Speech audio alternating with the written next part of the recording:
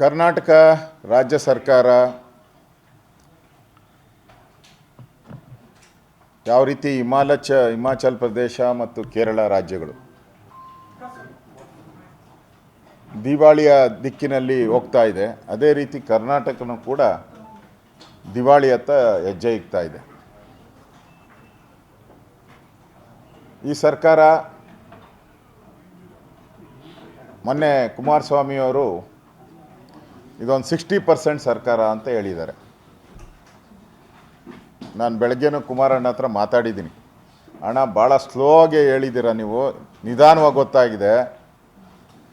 6 ತಿಂಗಳಿಂದನೇ 60% ಆಗಿದೆ. ಇದು ಮೊದಲು 40% ಇತ್ತು, ಈಗ 60%. ಇನ್ನು 3 ತಿಂಗಳಿಗೆ ಅದು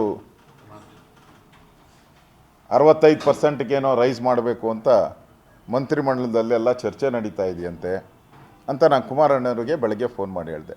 ಇಲ್ಲ ಬ್ರದರ್, ಲೇಟಾಗಿ ಆಯಿತು ಅಂತ ಹೇಳಿದ್ದಾರೆ ಕುಮಾರಣ್ಣ. ಅಂದರೆ ಈ ಸರ್ಕಾರ ಪಕ್ಕಾ 60% ವಸೂಲಿ ಮಾಡ್ತಾಯಿದೆ.